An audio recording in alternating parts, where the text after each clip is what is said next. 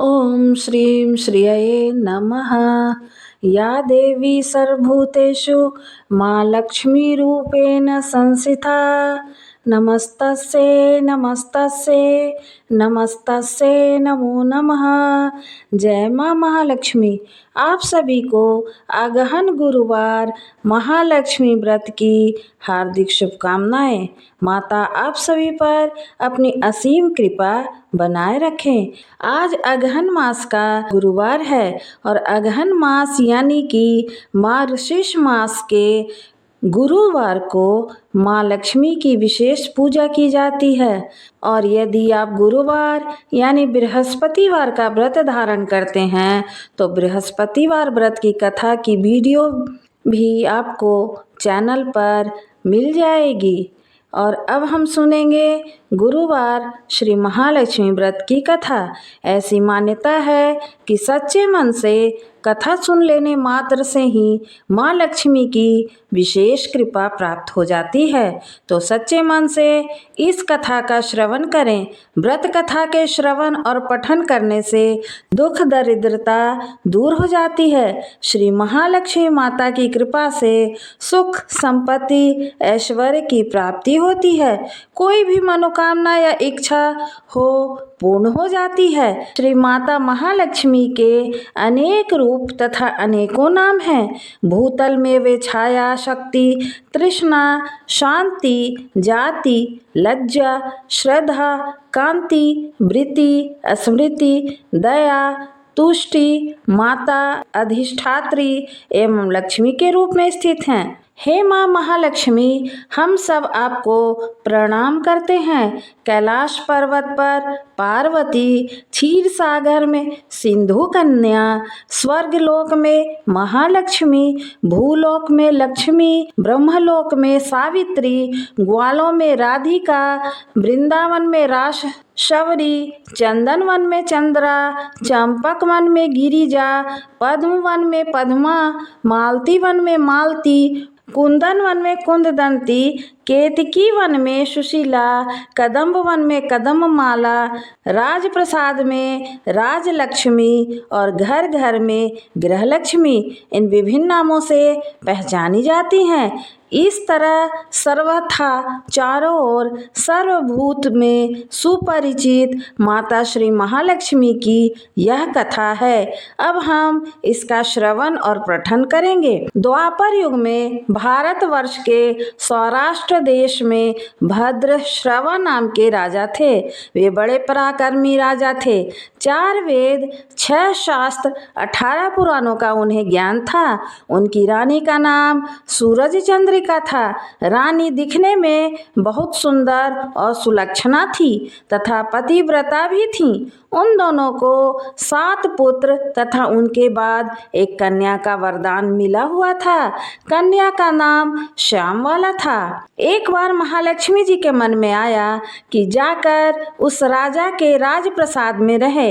इससे राजा को दुगनी धन दौलत की प्राप्ति होगी और वह इस धन दौलत से अपनी प्रजा को और सुख दे पाएगा।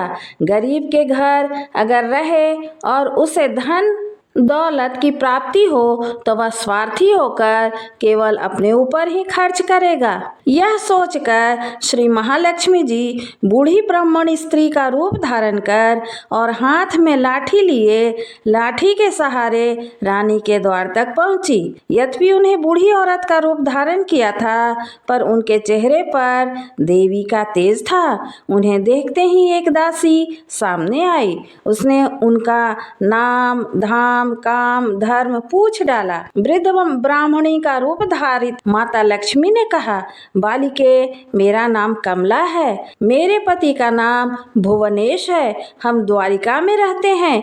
तुम्हारी रानी पिछले जन्म में एक वैश्य की पत्नी थी और वह वैश्य बहुत गरीब था। दरिद्रता के कारण घर में हर रोज झगड़े होते थे तथा उसका पति रोज उसे मारता था।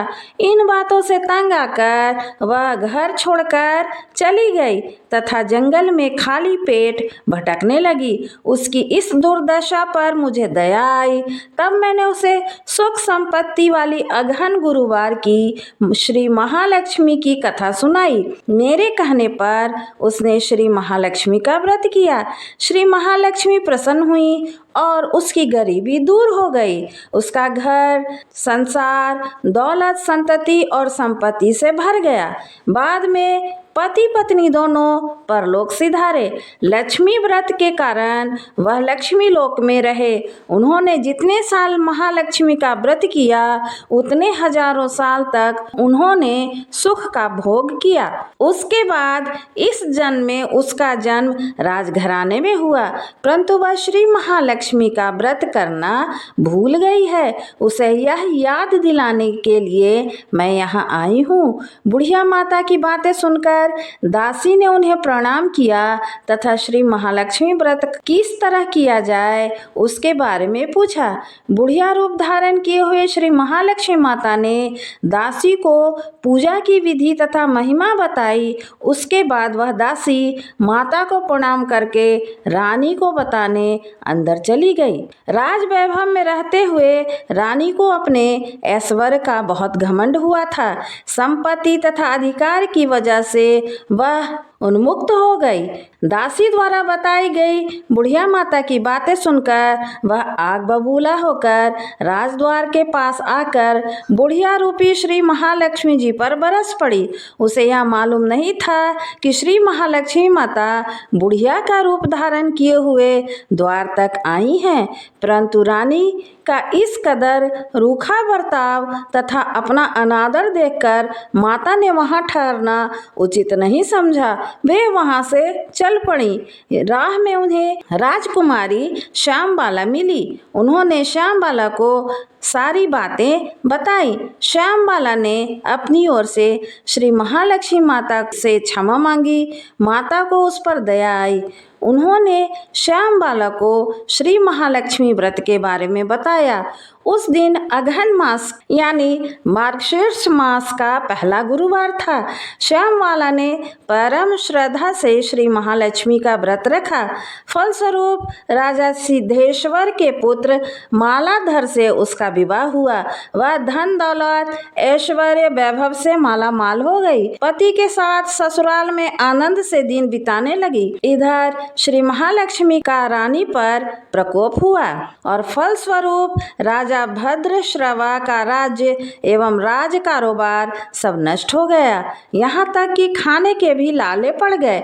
ऐसी हालत में एक दिन रानी ने राजा से निवेदन किया कि हमारा दामाद तो बहुत बड़ा राजा है, धनवान है, ऐश्वर्यशाली भी है, क्यों न उसके पास जाया जाए। अपना हाल उसे बताएं तो वह हमारी मदद जरूर करेगा। इस बात पर राजा भद्रश्रवा दामाद के पास रवाना हुए। राज्य में पहुंचकर एक तालाब के किनारे थोड़ी देर विश्राम करने के लिए ठहरे।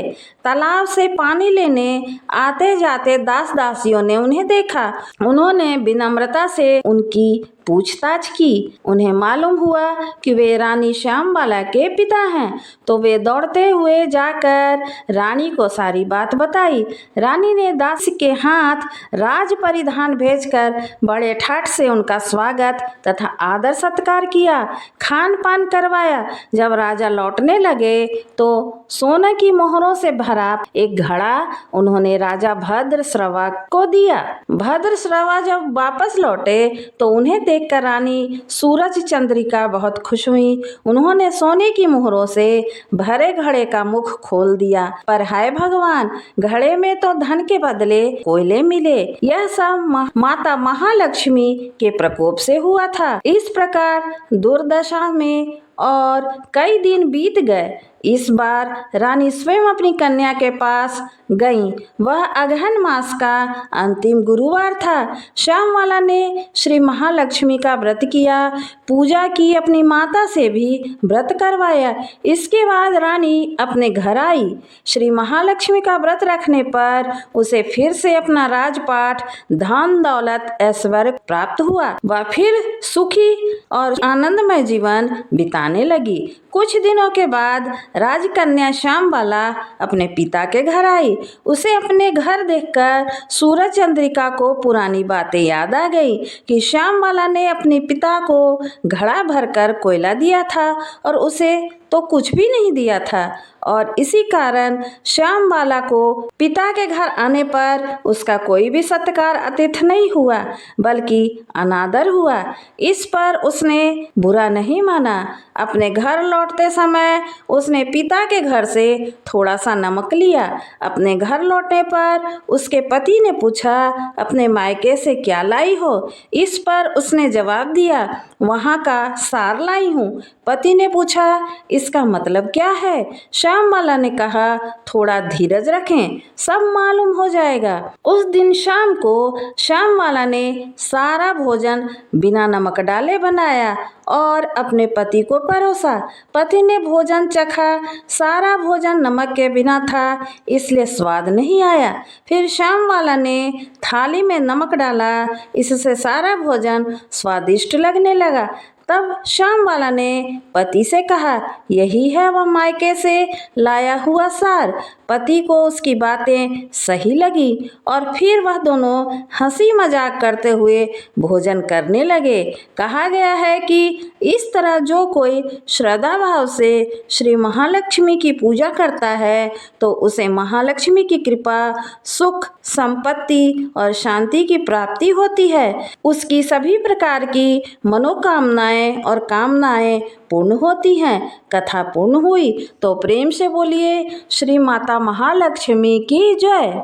यदि वीडियो पसंद आया हो तो कृपया हमारे चैनल को लाइक, शेयर और सब्सक्राइब करें ताकि आगे आने वाले वीडियो की जानकारी आपको समय से पूर्व मिल जाए। धन्यवाद।